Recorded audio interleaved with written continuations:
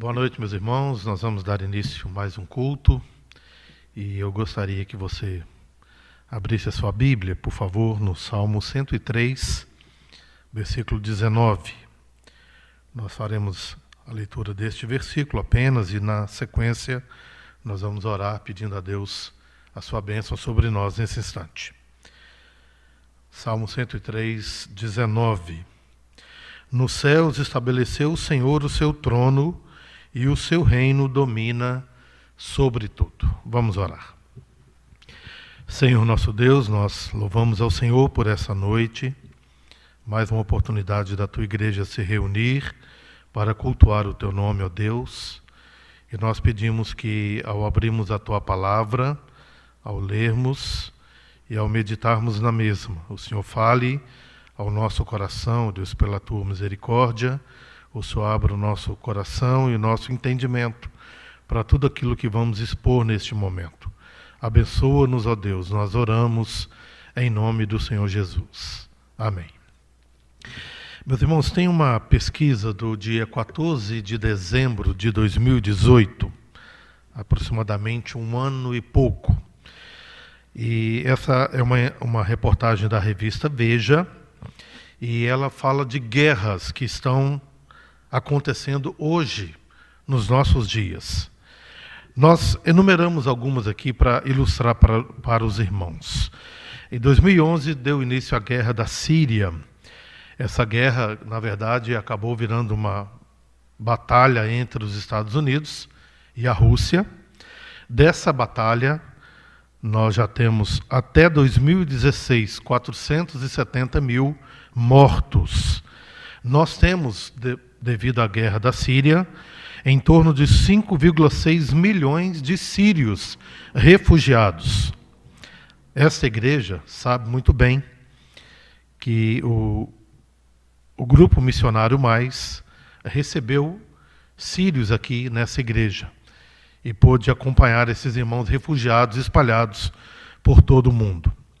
Em 2001 teve início a guerra do Afeganistão e todos nós conhecemos muito bem a história da queda das duas torres gêmeas, no dia 11 de setembro daquele ano, 2001. Dessa batalha, houve uma invasão norte-americana no território afegão, 147 mil mortos, aproximadamente. Nós temos ainda, de 2011, a batalha do Iêmen, há aproximadamente 60.900 mortos, e em torno de 8,4 milhões de pessoas, por causa dessa guerra, em fome extrema. Nós podemos ainda citar a Batalha do Iraque, que começou no ano de 2003. Temos já registrados 180 mil mortos, aproximadamente, e essa batalha nada mais é do que uma briga de facções xiitas e sunitas, que lutam pelo controle local daquela nação. Nós temos desde 1948 a Batalha de Israel com a Palestina. Temos em torno de 8 mil mortos, comparado com as demais guerras e pelo tempo.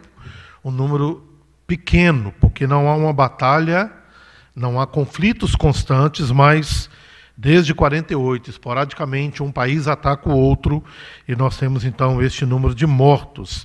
Tudo isso por causa da criação do Estado de Israel nesse ano de 1948. Nós podemos ainda citar uma guerra que começou em 2009 na Nigéria. 57.900 mortos, aproximadamente, contados a partir do ano 2011. É uma batalha entre muçulmanos e cristãos por causa das terras e dos recursos naturais daquele país africano. Temos ainda a Guerra da Somália, de 1991, com 450 mil mortos, aproximadamente. E, para encerrar, poderíamos citar ainda a República Democrática do Congo. Essa batalha começou em 1998, soma-se já 9,4 milhões de mortos, com um total de 450 mil refugiados da República do Congo. Se não bastasse, irmãos, a gente relacionar todas essas guerras, a gente poderia falar um pouco também de epidemias, que é o que está em voga nos nossos dias. Em 1346, a peste negra, ela tomou toda a Europa, o Oriente Médio e o norte da África. Estima-se que esta peste já tenha matado, ou tenha matado naquele tempo, em torno de 65 milhões de pessoas.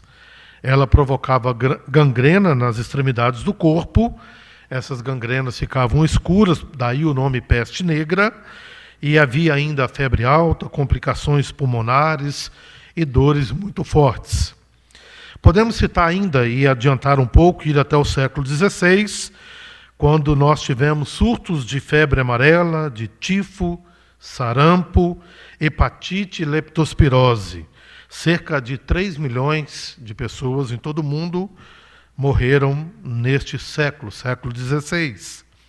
Podemos ainda dizer a respeito da gripe espanhola de 1918, que aconteceu ao final da Primeira Guerra Mundial e que estima-se também matou mais de 75 milhões de pessoas no mundo. Alguns até chegam a dizer que ela era a primeira versão do H1N1, que nós também ouvimos falar em nossos dias. Nós estamos agora diante de um novo desafio, o Covid-19 ou o coronavírus, e a pergunta que nós fazemos é: quantos morrerão desta pandemia?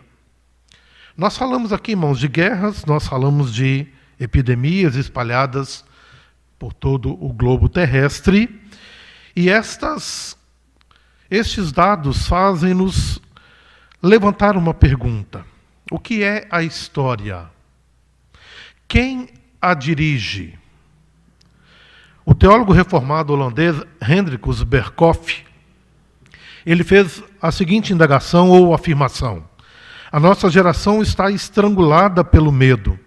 Medo do homem por seu futuro e pela direção em que somos dirigidos contra a nossa vontade e desejo. E dessa situação brota um grito por iluminação em relação ao sentido da existência da raça humana e acerca do alvo para o qual estamos direcionados. Esse é um grito por uma resposta à velha pergunta sobre o sentido da história.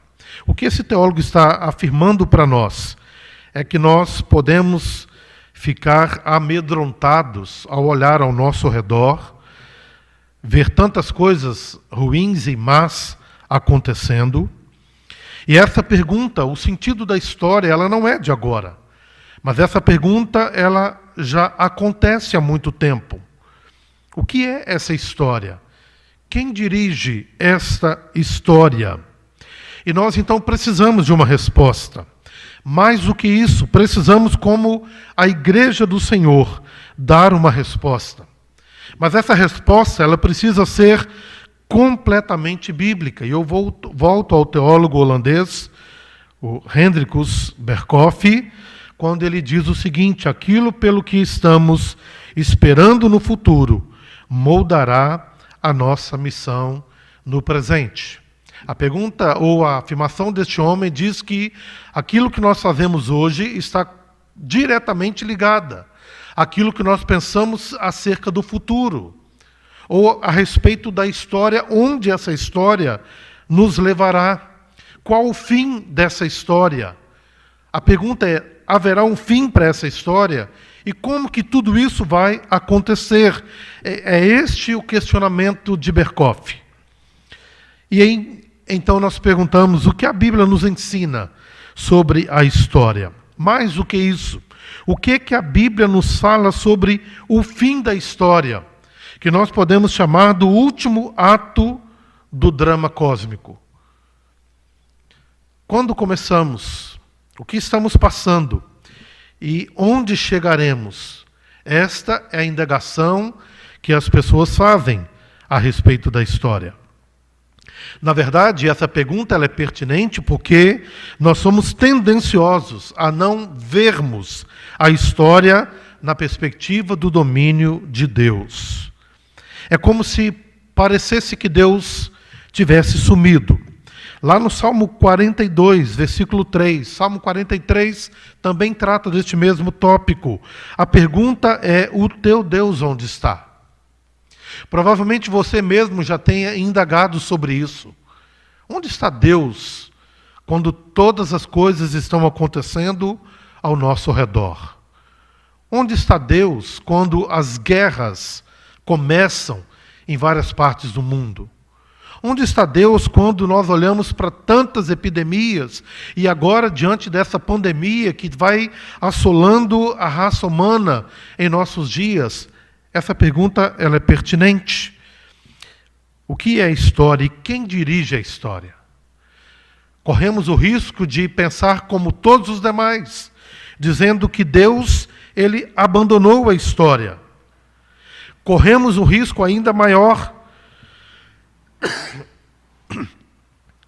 ao enfatizarmos a transcendência de Deus, esquecendo-nos da sua imanência.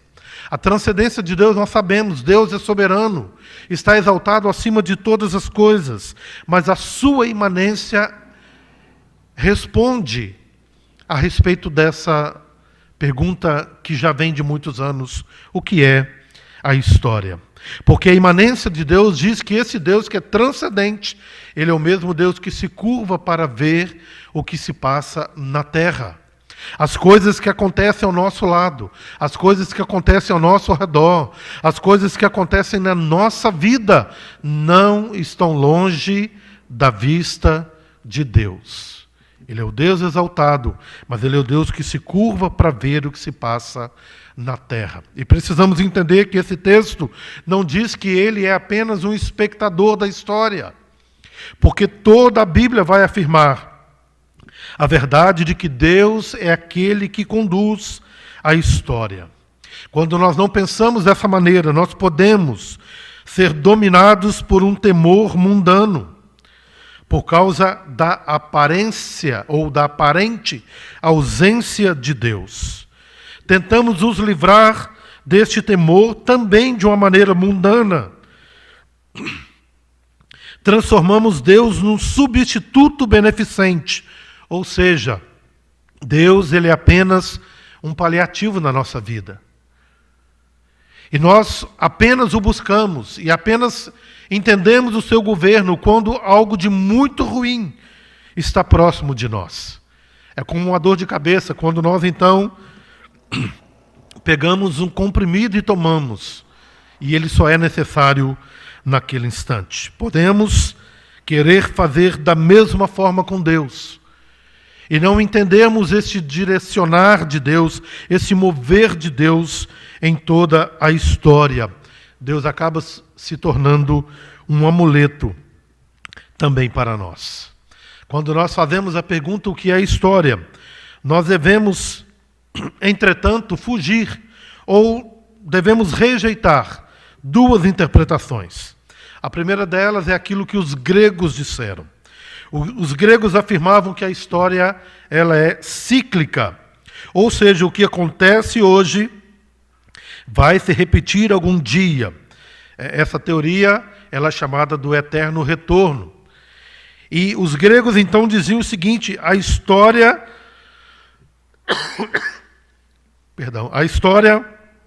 não tem um propósito nem um fim.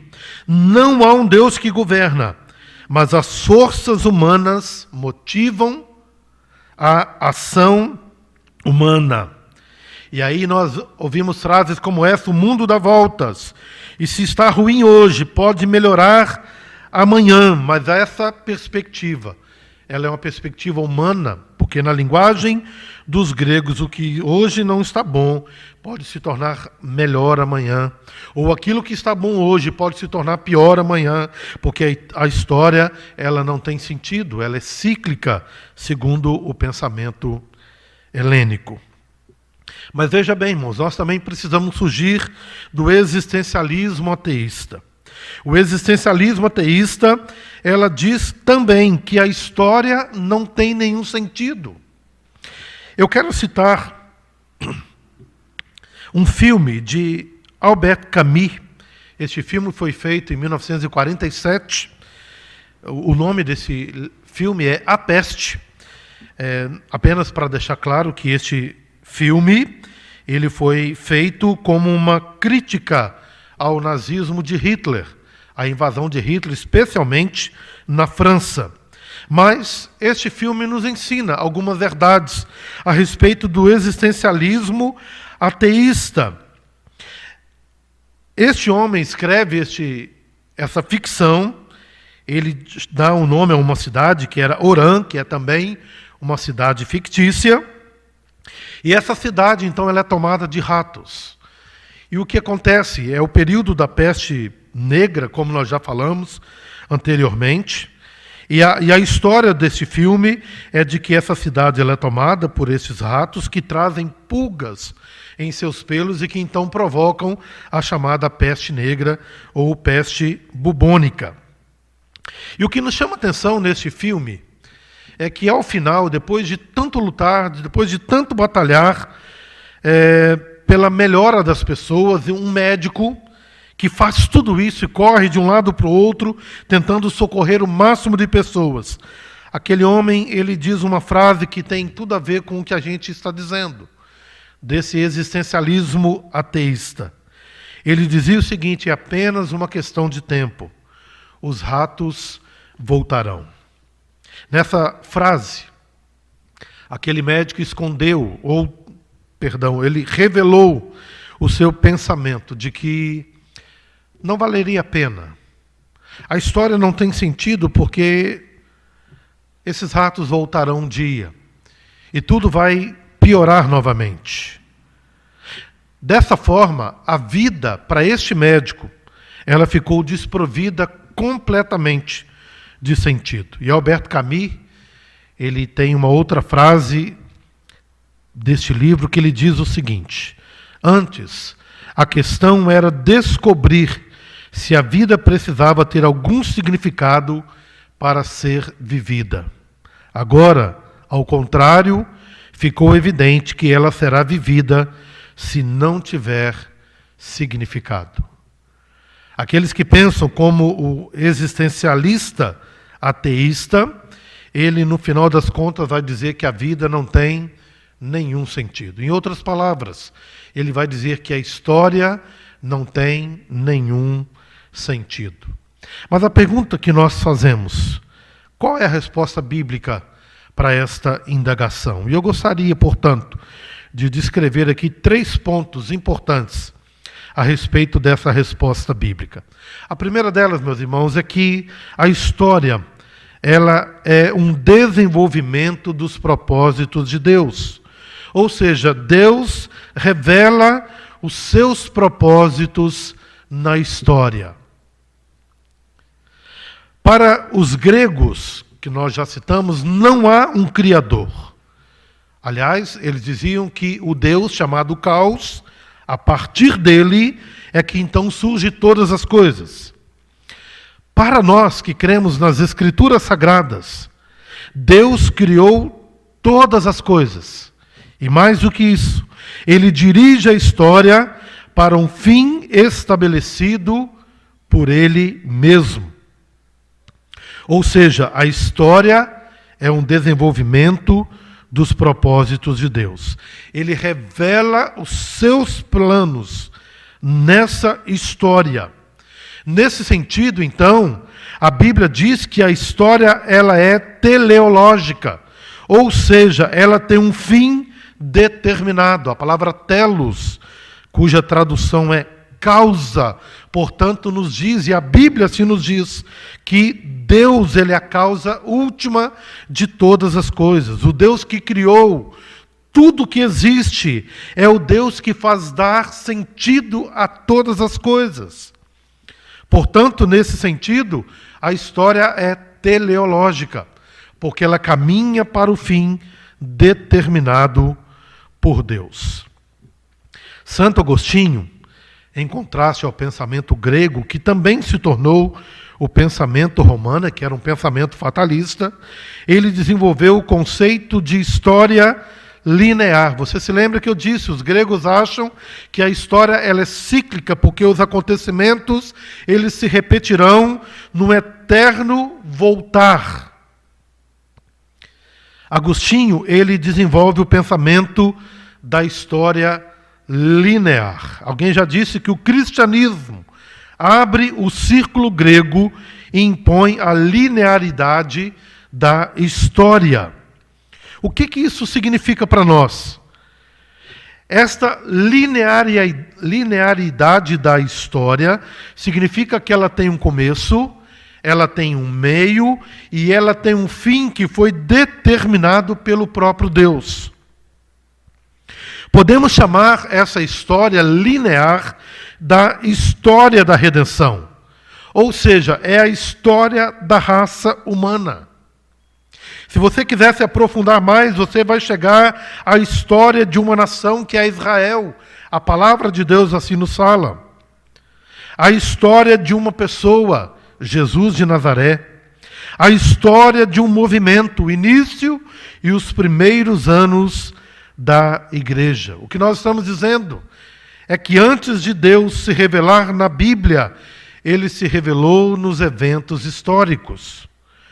Nós podemos citar o Êxodo, a travessia do Jordão, a volta do cativeiro, o nascimento de Jesus e todos os detalhes mais que a palavra de Deus traz para nós. O que nós estamos afirmando, portanto, é que a Bíblia é o registro desta revelação. A história mostra para nós, em tudo aquilo que nós conhecemos dela,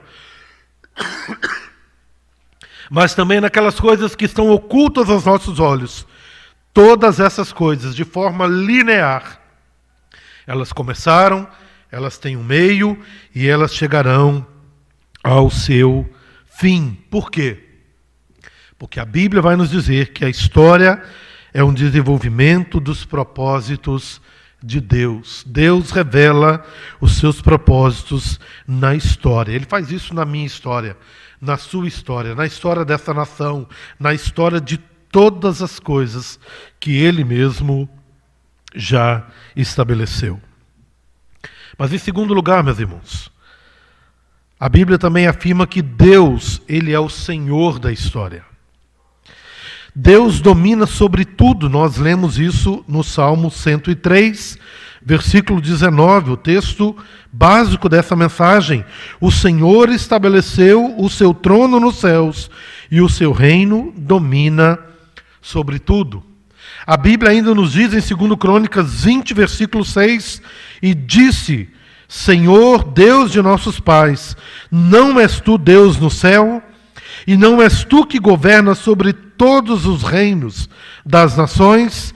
E na tua mão há poder e força, de modo que não há quem te possa resistir. Efésios capítulo 1, versículo 11 diz: Nele digo, no qual também fomos feitos herança, havendo sido predestinados, conforme o propósito daquele que faz todas as coisas, segundo o conselho da sua vontade. A pergunta 12 do Catecismo Maior de Westminster, ela é: o que são os eternos decretos de Deus? Tem uma palavra que nos chama a atenção na resposta.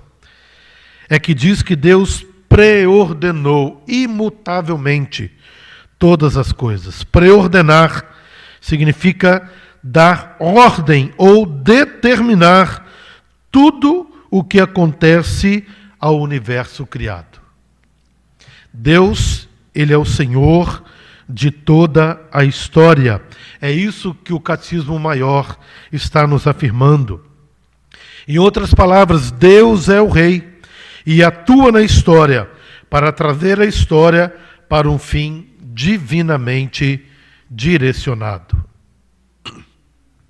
Se você quiser ainda voltar os seus olhos para as páginas das Escrituras, você vai encontrar algumas coisas como essa. Por exemplo, que Deus, Ele governa nas ações más. Lá em Gênesis, capítulo 50, versículo 20, capítulo 50, versículo 20, quando fala e nos conta a história de José do Egito. Diz o texto: vós, na verdade, intentastes o mal contra mim, Deus, porém, o intentou para o bem, para fazer o que se vê neste dia, isto é, conservar muita gente com vida. O que o texto está dizendo é que Deus governa as ações más, como ele fez com as ações más dos irmãos de José, colocando numa cisterna, tirando dali, vendendo para uma caravana, quando finalmente ele é colocado ali diante de Faraó. E no final da sua vida, ele vai dizer: vocês tentaram fazer o mal, mas Deus pegou tudo isso e ele fez o bem para conservar muita gente com vida. Lá em Atos 4, versos 27 e 28, quando fala da morte de Jesus, o texto diz: porque verdadeiramente se ajuntaram nesta cidade contra o teu santo servo Jesus, ao qual ungiste não só Herodes, mas também Pôncio Pilatos com os gentios e os povos de Israel. Olha o que o texto diz, irmãos: para fazerem tudo o que a tua mão e o teu conselho predeterminaram que se fizesse. Muitos inimigos se levantaram para destruir e matar a Cristo, mas a palavra de Deus diz que Deus transformou isso em bem, porque é através da morte de Cristo que eu e você temos acesso a uma nova vida e a vida eterna. Deus transforma ações más dos homens, porque Ele dirige, Ele governa todas as ações. Mas a Bíblia diz ainda que Deus governa em coisas insignificantes. Mateus 10, versos 29 a 31, o texto pergunta lá: não se vendem 2 passarinhos por um asse, e nenhum deles cairá em terra sem a vontade de nosso Pai. E até mesmo os cabelos da vossa cabeça estão todos contados. Não temais, pois, mais valeis do que muitos passarinhos. Os passarinhos são criaturas tão pequenas. E diz a palavra de Deus que Deus cuida de cada um deles. Deus se preocupa com as coisas mais insignificantes, porque não cai um fio de cabelo da nossa cabeça que não tenha o governo de Deus sobre a nossa vida. Mas a Bíblia ainda afirma que Deus governa em coisas que parecem serem acidentais. Provérbios 16, 33 diz o texto: a sorte se lança no regaço, mas do Senhor procede toda a disposição dela. O que o texto está dizendo é que, de fato, não existe sorte, porque Deus é quem dirige todas as coisas, mesmo naquelas que parecem serem acidentais. Ou seja, irmãos, Deus controla e dirige a história. Por isso, a história tem sentido. E mais, nessa perspectiva, não existe história profana e história secular. Mas toda a história, ela é espiritual, no sentido de cumprir os desígnios daquele que a dirige, que é o nosso Deus. Deus, portanto, Ele é o Senhor da história. Em terceiro e último lugar, a Bíblia ainda também afirma que Cristo, Ele é o centro da história. Quando nós dividimos o tempo em antes de Cristo, depois de Cristo, nós estamos dividindo a história. A Bíblia vai chamar isso de plenitude dos tempos. Ou seja, nem antes, nem depois de Cristo, mas no momento exato. Porque Ele é aquele que dirige a história, diz o texto, sendo Quirino, governador da Judéia. Lucas 2, versículo 2. Nos dias de Herodes, rei da Judéia. Lucas 1, versículo 5. Nos dias do rei Herodes, Mateus capítulo 2, versículo 1. E João 1,14 diz que o Verbo se fez carne e habitou entre nós. Cristo, Ele é o centro da história. Alguém já disse que Jesus é a curva decisiva da história. Todas as coisas se convergem para Cristo, porque a vinda de Cristo foi o evento singular mais importante de toda a história humana. Se a história é a história da salvação ou a história da redenção, Cristo ocupa o seu lugar central nessa história. É isso que a palavra de Deus nos afirma quando diz que Cristo, ele é o centro da história. Lá em Apocalipse, quando a Bíblia descreve os últimos dias, ou o final dessa história, capítulo 5, versos 9, 10, 12 e 13, diz assim o texto: e cantavam um cântico novo, dizendo: digno és de tomar o livro e de abrir os selos, porque foste morto, e com teu sangue compraste para Deus homens de toda tribo e língua, povo e nação, e para o nosso Deus os fizeste reino e sacerdotes.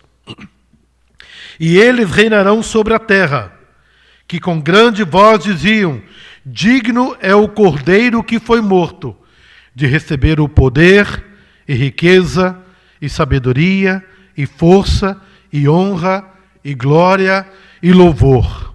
Ouvi também a toda criatura que está no céu e na terra e debaixo da terra e no mar e a todas as coisas que neles há dizerem: ao que está sentado sobre o trono e ao Cordeiro seja o louvor e a honra e a glória e o domínio pelos séculos dos séculos.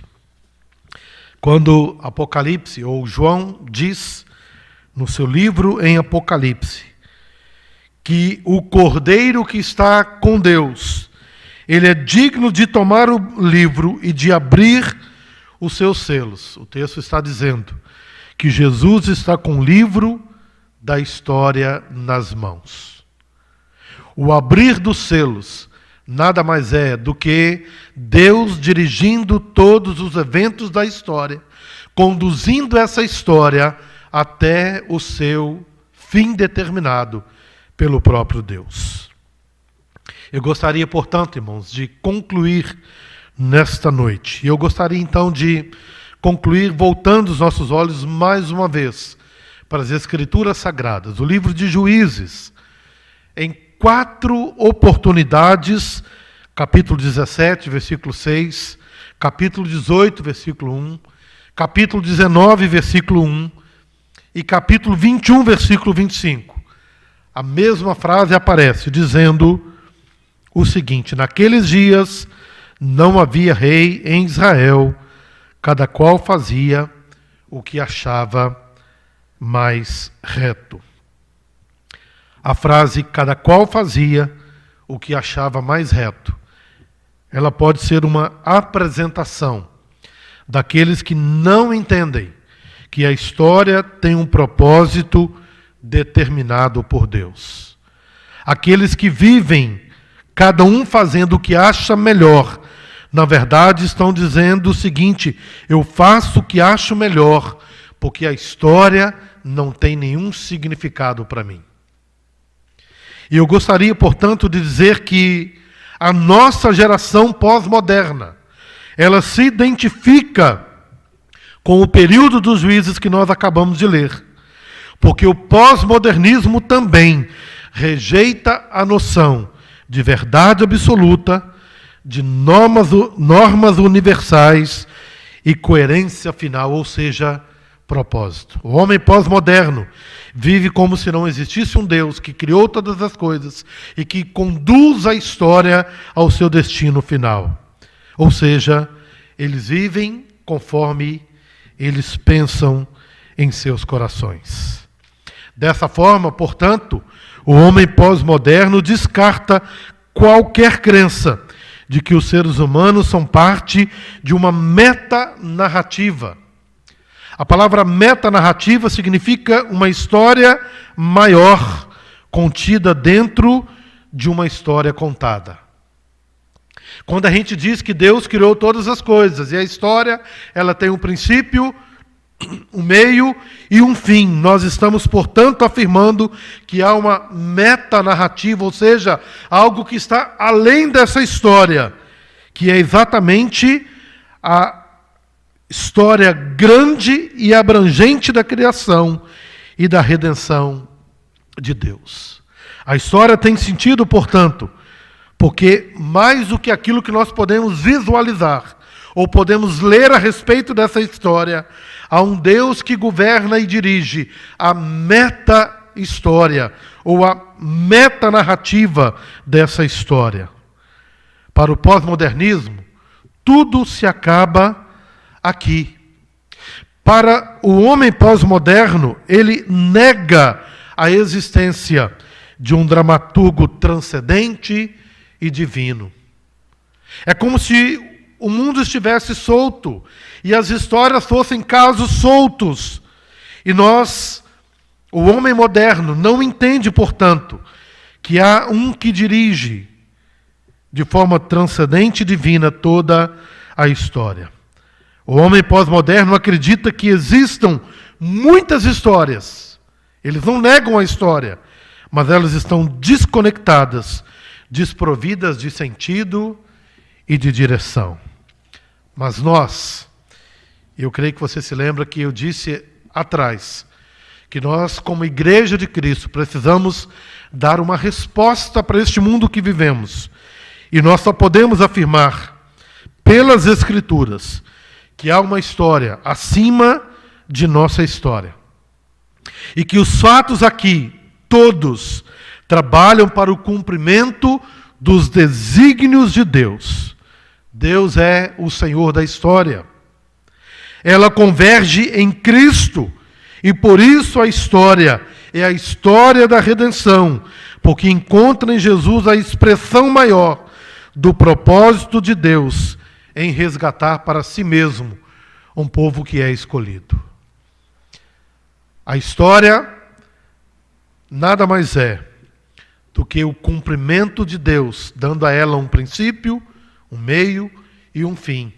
Mas é mais do que essa história que nós estamos inseridas nela. Há uma história acima de tudo isso, escrita pelo próprio Deus, para todos aqueles, para a sua igreja, para aqueles que confiam nesse Deus, que é o Senhor da história. Que Deus, portanto, nos ajude, que Ele nos abençoe e que Ele nos dê essa visão bíblica de um Deus que é o Senhor da história, que dirige a história e, portanto, a vida tem sentido e ela tem propósito para cada um de nós. Eu gostaria que você, então, fechasse os seus olhos mais uma vez e nós vamos orar ao Senhor nesse instante. Pai querido, nós oramos e colocamos as nossas vidas diante do Senhor. Deus, vivemos no meio de pessoas que têm uma visão pós-moderna, que nada mais é, ó Deus, do que o reflexo daquilo que Juízes nos fala. Cada um fazia aquilo que lhe achava melhor. Pai querido, para o homem dos nossos dias, a história não tem sentido, ela está desconectada de qualquer razão, de qualquer significado. E nós, como Igreja do Senhor, precisamos dizer para o homem do nosso tempo que o Senhor é o Senhor da história, que o Senhor conduz todas as coisas e que nas coisas mais insignificantes o Senhor tem um propósito. Pai querido, não são as guerras, não são as pandemias, não são os problemas ao nosso redor, mas o Senhor está sentado no trono do universo, dirigindo a nossa vida. Como nós vimos na semana passada, ao estudar o profeta Abacuque. Pai querido, complete essa palavra e essa mensagem ao nosso coração e continue nos abençoando para a glória do teu santo nome que nós oramos e pedimos em nome de Jesus. Amém. Queridos irmãos, boa noite, que Deus o abençoe, que dê a você uma semana cheia de vitórias, de bênçãos na presença deste que é o Senhor de toda a nossa história. Que Deus nos abençoe.